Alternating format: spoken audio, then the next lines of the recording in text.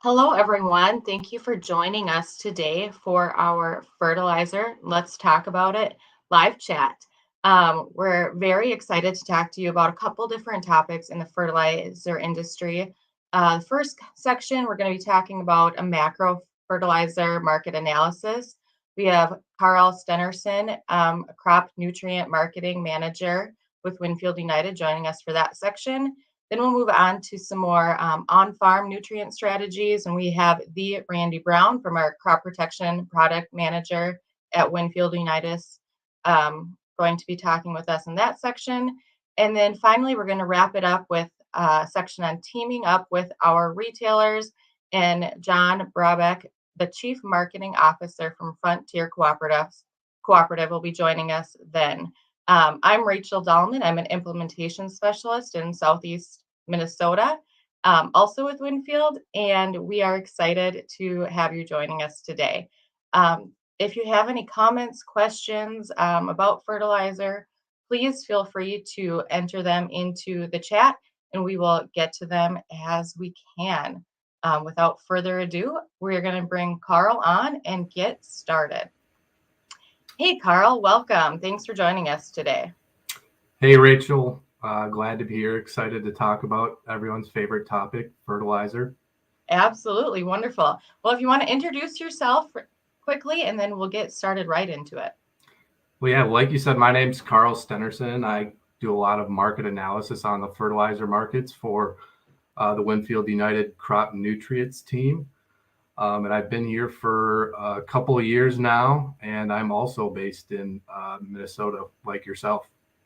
Wonderful. Well, fertilizer is always on the top of farmers' minds. It's one of our largest inputs that we have to purchase every year. And in the past couple of years, can you just go into how the fertilizer market has evolved in the past couple of years? Absolutely. I think fertilizer has definitely been a hot topic over the past couple of years. It's just a big part of this whole conversation on inflation, higher food costs, everything. So very, very relevant today, especially for growers, obviously, with costs going up. So, going back to originally coming out of early 2020 and the major COVID lockdowns, fertilizer prices were depressed and making multi-year lows. And ever since then, it seems like things have just been kind of up and to the right. And you can see right now why fertilizer is being talked about so much is the prices are at, record highs in some cases. Generally just looking at, ammonia, DAP and potash prices here in the US, they're about double the long-term average. So twice as high as they normally are. And in some cases on the nitrogens, even more so. Yeah, that's amazing. And we've heard supply chain, especially with the COVID that we've been dealing with the past couple of years. But what else is causing those high prices? Supply chain might be one of them, but what else is causing those issues? Yeah, I get that question a lot. And I wish it was easy. I wish there was just kind of one answer, one reason I could give you. But really, it's just a multitude of factors coming together. Supply chain, there's definitely been some issues there. We've had, weather impacting plant production here in the U.S., both a hurricane last summer and that February winter storm last year knocked production off. And we've also had issues with, higher freights and everything like that. Not quite as bad as kind of the container shipping issues, but there's certainly been some cost pressure from the supply chain. But I think two other main reasons, without going into all of them that I could do, I would say high costs besides kind of the supply chain stuff I mentioned, particularly natural gas costs. So in order to produce ammonia, you really need about at least 33 per MMBTUs of natural gas, and ammonia is produced all over the world, and it's a very globally traded market. But when we look at the natural gas prices, like in Europe, for example, right now trading close to $40 per MMBTU, That's up from basically $2 per MMBTU in early 2020. So 20 times higher. That's actually led, a lot of producers there in Europe to shut down production at times, despite how crazy high prices are. They haven't been able to make a margin because of these higher natural gas prices. And the other thing I would say is the geopolitics have just been a major issue for the fertilizer markets right now, with food security top of mind for many governments. We've seen countries like China just pull back on their exports in order to kind of protect their domestic consumers. Yeah, many different things going into that, that's for sure. Here in Minnesota, couple of the rail prices or the river prices that we're getting actually on nitrogen kind of seem like they're headed down. Is this just a blip, or what direction do you think fertilizer is going now? Yeah, so if we look at that price chart that we just had up here a second ago,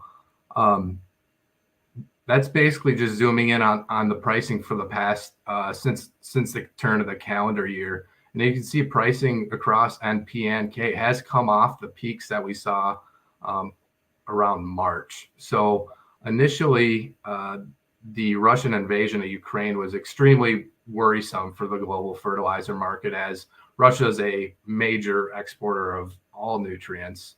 But really what we've seen is all these sanctions that have been placed on Russia have all kind of been oriented to allow for the continuation of Russian fertilizer exports and grains exports. So the market was initially very concerned and prices rallied really strongly earlier in the year. But as kind of the details have came out and the product has continued to flow out of Russia in a lot more volume than we were initially concerned about, we have seen prices come back, and that kind of is the trend right now. Awesome. So sounds like hopefully headed in the right direction. But as we know, and as we've learned, especially in the past couple of years, it's anyone's guess when it comes to the market. Probably on a lot of farmers' minds right now is, what should we be thinking about for going into next year? Fertilizer, like we mentioned, is one of the biggest inputs that we have every year. What should farmers be thinking about going into the next crop year? For sure. I think, like I said, there is kind of a silver lining right now that prices for fertilizer are kind of pulling back from those peaks and possibly, continuing to trend a little bit lower, but definitely expect those prices to remain kind of historically high. Maybe not as high as the highs from this last year, but still going to remain fairly high. And the other thing is, there's just still a lot of risk, like you said, Rachel, and I know my colleagues are going to talk about this more in depth after me. But with risk and volatility in both the fertilizer markets and grain markets expected to continue, I wouldn't necessarily recommend growers today to go out and just buy fertilizer for next year in the hopes that the price will be higher later. But what I would recommend is, if you're going to either buy your fertilizer or look at selling your grain, I would advise to do the opposite at the same time. So if you want to buy your fertilizer, sell some bushels against that, and try to lock in those on paper margins and hedge yourself against risk in both those markets at the same time. I think that's a super key takeaway. For buying fertilizer, let's start marketing our grain to make sure that our cash flow and our break evens make sense there. Awesome, Karl. Thank you for joining us. I really appreciate the insight you have, especially on a macro level. I think that's a great place to start. Appreciate your insight into the historic, and hopefully our prices are headed in the right direction. But the key things to be thinking about when we're buying our fertilizer for next year. Is there anything else that you would like to share with us before we head on to Randy? Last thing, and I know Randy's going to talk about this a lot more than I am, but with pricing expected to stay high for fertilizer, definitely as a grower, you want to continue to look for efficiencies and work through your fertility plans this year. It's always important, but with pricing, remaining high, it's more important than ever. So I'll leave you with that. Rachel, thanks for having me on. Wonderful. Thanks, Karl. And again, if anybody has questions, Karl will be staying on with us and we can answer those at the end, but please feel free to leave them in the chat. All right, next up we have Randy Brown. Randy, welcome. Thanks for joining us today. Thank you, Rachel. Pleasure to be here. Today, Randy is going to talk about more of those on-farm nutrient strategies. So we had Karl talking about macro, now we're going to bring it down to the farm level. And Randy, with the current prices that we have right now, is there anything that farmers should be doing to adapt? Are there any changes that they should be making in their nutrient strategy? Yeah, I think there is. And Karl just gave us an excellent summary of where we've been in the market with prices and probably where we're going to be historically. Nitrogen is a real driver in corn production. And we know that if we don't have our nitrogen right, we could suffer some pretty significant economic loss if we lose yield. So I think the first thing that we need to do is we need to start doing a lot better job of planning and looking at the agronomics to make sure we're getting the right rate out there. For the last 3 years, I've been working a lot with our nitrogen strategy, and I think WinField United has a lot of tools that we can help with that. John's going to talk later about planning with the ag retail section out there. And I think this is the year where you need to keep close to your agronomist and your ag retailer there so you can get a good plan. The plan really starts with genetics. And up there we have our insights around some of our response to scores. And in our answer plot system, we screen each of our genetics and our partner genetics for their response to nitrogen. We know that every hybrid out there does not respond the same to nitrogen. So really looking at those scores and determining what the nutrient level need is for some of those genetics. Some of our genetics are real racehorses. We're really trying to drive yield, which is important economically. We've got to have the right amount of fertilizer with them too. Some are more moderate. And so if we have one of those that has a moderate to low RTN score response to nitrogen, we need to take that in consideration with our nitrogen program out there, because traditionally we've had a lot of excess nitrogen applied out there. And that's probably the first step is planning. Absolutely. I love, as WinField, obviously we pride ourselves in our data and insights, and those RT scores are at the heart of that. We talked about the response to nitrogen scores. Another thing that's pretty timely right now and maybe isn't directly tied to fertilizer, but we also have a response to fungicide scores too. Can you talk a little bit about how those tie into the total farm strategy as well? Yeah, that's a great point, Rachel. And our RTF, or response to fungicide scores, we go out and we rate all the genetics for what kind of response do we get with a fungicide. And that is both from a plant health standpoint and then also a disease mitigation out there. And I really think the two are really tied closely. So with our RTN scores, we know that certain genetics require more nitrogen than others out there. And if we think about how our genetics put on yield, it used to be we would have a real flex here, a gain in length. Now it's about kernel depth and density, and we've really got to keep that late season plant health in order to drive those high yields. And so a fungicide is really a key component of a nitrogen strategy, because if we lose plant health early, we're not going to be efficient at converting that nitrogen into the plant into grain yield. So I think the two are linked.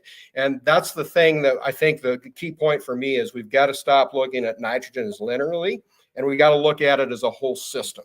And we've got some other mechanisms such as our tissue sampling too that can help with that. Yeah, absolutely. You brought it up, but I totally agree too.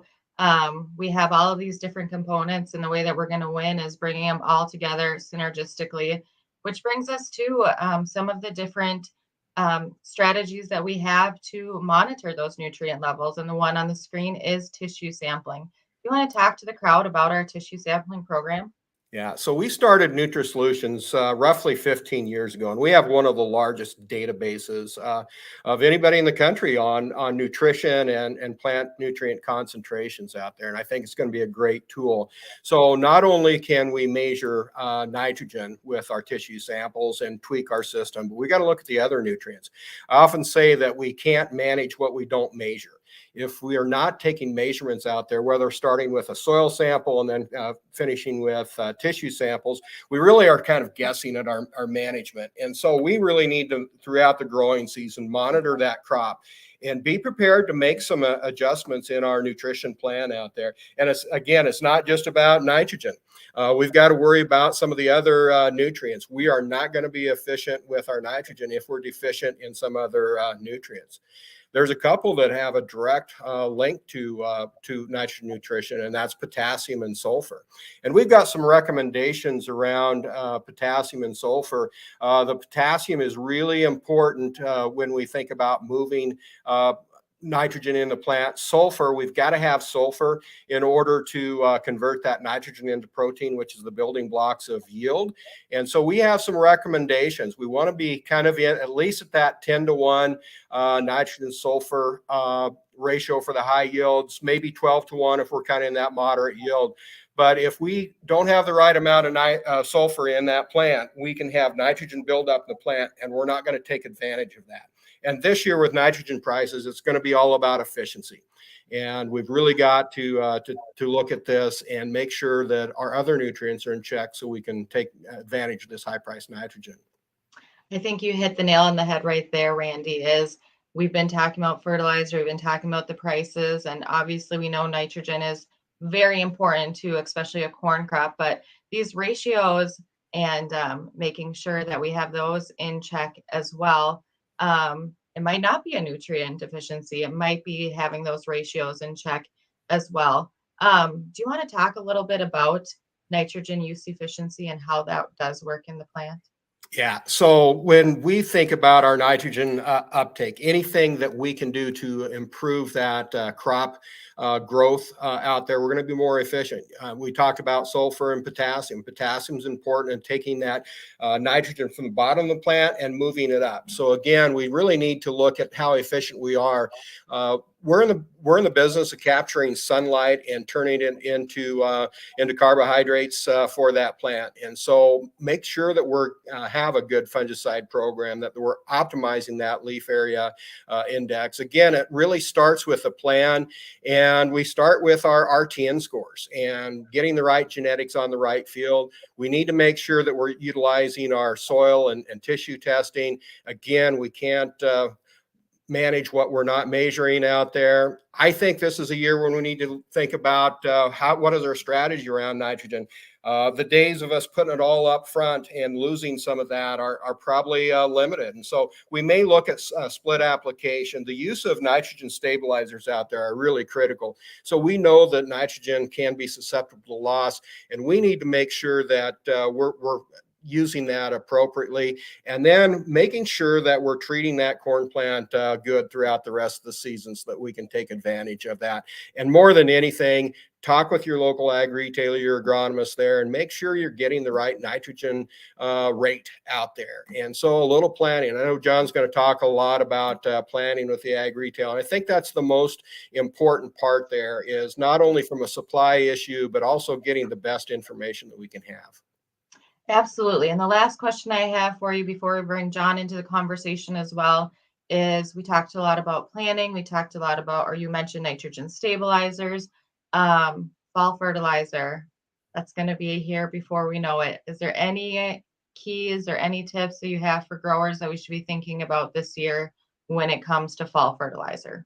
Yeah, so with our fall fertilizer applications, we want to make sure we're keeping that in a form that is not as susceptible to loss. And so we like to keep that in the ammonium form. So if we're putting on anhydrous ammonia, we want to keep it in that form so it's not susceptible to denitrification or leaching out there. So respecting our soil temperatures. So if our soil temperatures are reaching above 50 degrees, we can convert that really fast, and we can increase loss. The other thing is there's stabilizers out there for our anhydrous applications. So if we're making fall applications, let's use our best science, our best agronomics to make sure that this nutrient that is pretty pricey out there, that we're retaining all of that for our crop growth.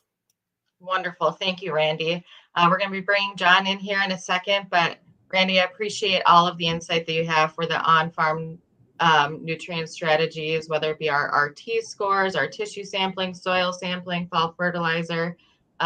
There's a lot of tools out there for growers to use, and we appreciate your insight and knowledge and bringing those all together. All righty, and now we got John joining us, John from Frontier Cooperative. John, do you want to introduce yourself to the group? Yeah, good afternoon, Rachel and Randy, and thanks for having me here today. I'm John Brebitz, Chief Marketing Officer at Frontier Co-op. And in my role, I lead anyone who is in a sales role across all the business units. So we call our salespeople, we call them advisors. So we have agronomy advisors, grain marketing advisors, nutrition advisors, and energy advisors. So a little bit unique, our structure compared to a lot of people in the industry, but is very beneficial to help us provide a whole farm solution for the producers that we work with. Wonderful. Thank you. And Frontier Co-op is located where for those of us that are not familiar? Yeah, so Frontier Co-op is located in eastern Nebraska, southeast Nebraska. We head all the way out to Grand Island and from there to Omaha and south almost to Kansas.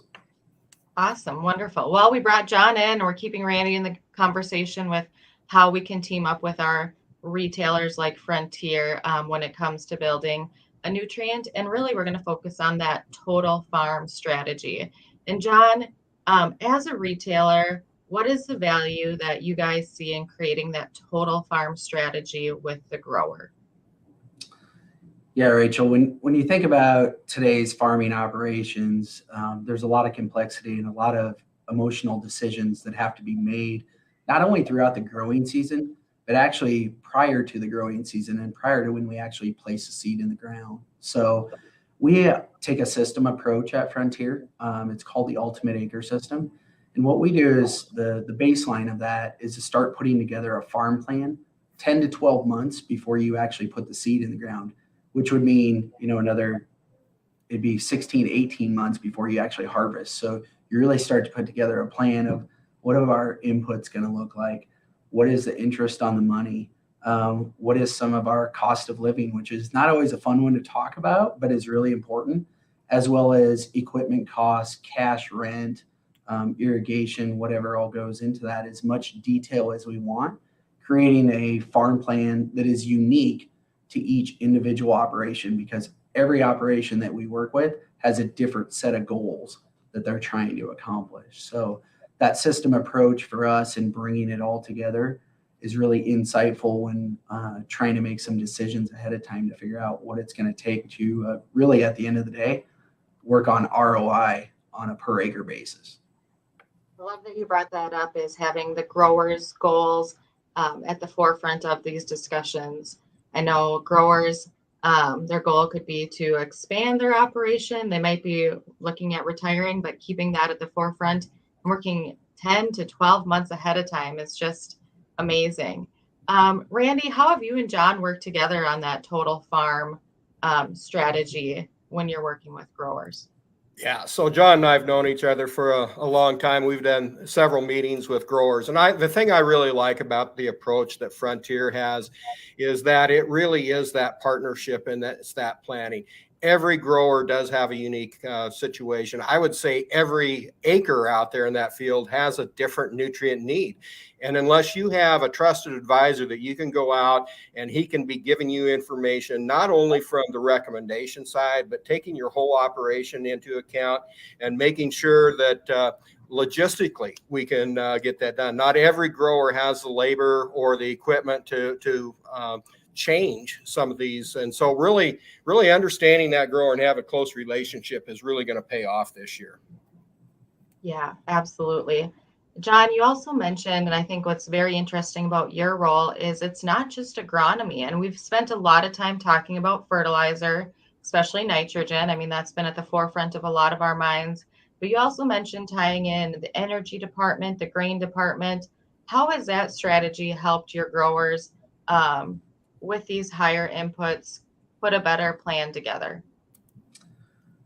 Yeah, there's a lot of benefits to all of our advisors pulling the same direction. And we call it the unified customer approach. And, basically what that stands for is we want all of our advisors focusing on that farm family and trying to figure out not only their goals, but in some situations, what are their pain points? Is it labor constraints? Is it something where they're trying to get ready to retire and they're trying to figure out farm transition? So it's not always just NP and K and chemicals and seed, when you think about what's going into a farm plan and into an operation, it's all those emotional decisions that have to be made, not only in the 10 to 12 months for the cropping plan, but also in the next 3 to 5 years when you start talking some of the decisions our farm families have to make and what it's going to take for them to be successful. So when we can bring in and start out with a cropping plan with our ag advisor, add in our energy advisor into the mix, and we start to figure out, how many gallons per acre are we using of ruby red diesel? And then we tie into, do they have some nutritional needs? So basically thinking about nutrition, I'm talking about specifically about livestock. So do they have some animals on the farm that they're going to be feeding or contracting somewhere else? And to bring it all together, we bring in our grain team, and that's where we focus on, they need a break even.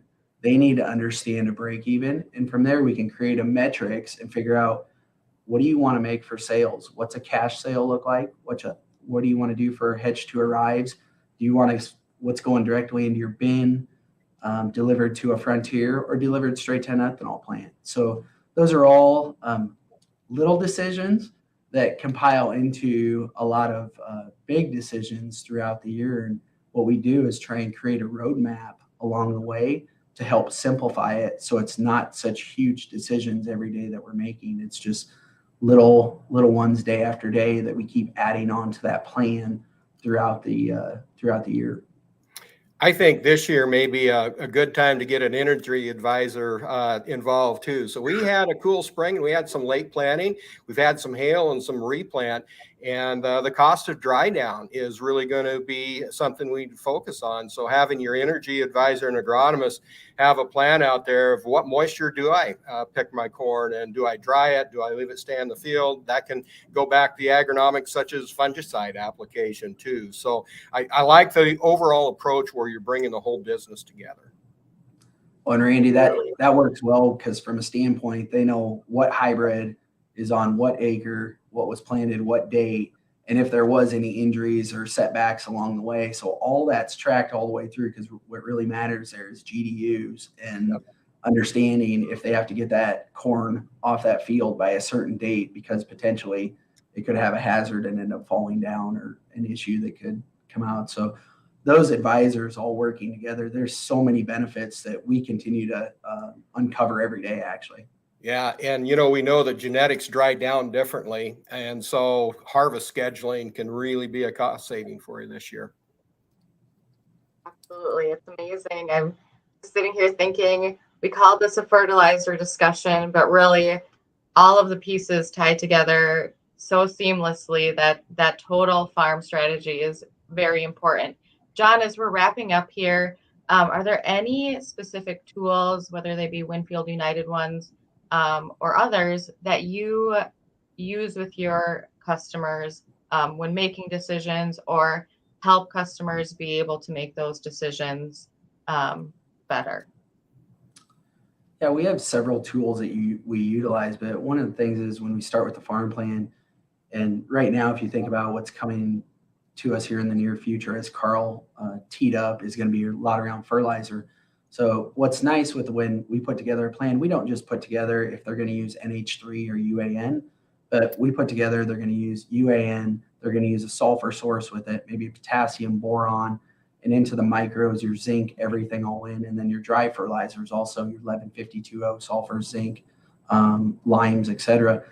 There's a tool that WinField has available to us called WinSecure, and it works great from a standpoint because it's financing for our producers, and we can get figured out what do they need for fertilizer in the month of July or August, have it all planned out on a per farm basis, and then turn around and get it financed for them at a very, very competitive rate. And it's going to show up as a prepay on their account at Frontier. And it's as simple as an online application with one of our advisors to get the whole thing rocking and rolling. And it's done with just a few clicks and an e-signature. I love that. Thank you for bringing up that last point. I think that's key to getting this whole strategy put together. Randy, John, thanks for joining us today. Your insight has been wonderful when it comes to this topic. With that, I think we're going to open it up to the floor for questions. We're going to add Karl back in. And I will look and see if we have any questions that are coming through.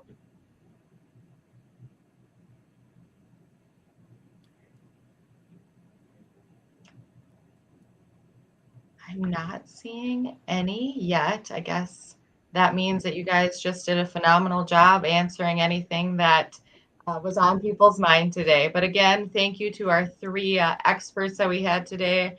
Karl, really appreciated your macro insights when it came to the fertilizer market. Oh, I guess sounds like we do have a question. Thinking about planning, what would you recommend holding out on, and what would you recommend purchasing now? I have a feeling that one is going to me. I think that's a great idea. Yeah. So one of the things is each operation has to have that discussion with their trusted advisors and figure out what's right for them. So I'll give you the scenario. If you're going to purchase your fertilizer right now today, let's make sure that we have some grain sales on the backside to match up with that. And there's a lot of other options you can do along the way. There's available to hedge and other things that you can do to help protect yourself. But that's advice I'm going to say. The day of waiting for either fuel or fertilizer to hit the bottom and then everybody buys, those days are behind us, at least for now, because there's so much volatility out there. You know, none of us on this call or in the industry really have an idea of when to tell somebody you need to purchase today. That's a really hard thing. It has to be just specific to their operation and what they're trying to accomplish. Absolutely. I think knowing what your break even is, knowing kind of that range that you can purchase in, and then like both you and Karl brought up, hedging or selling some of our grain to offset those so we know where we're at, I think is very key. Are there any other questions that are coming through the chat?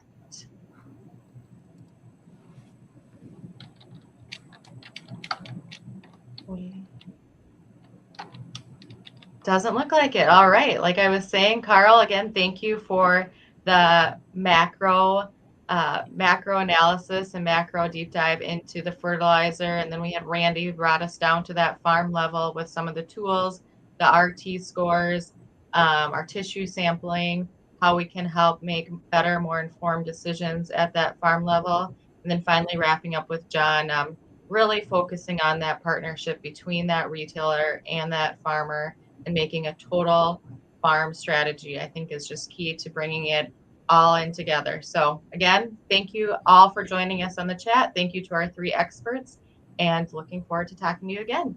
Wonderful. Thanks everybody.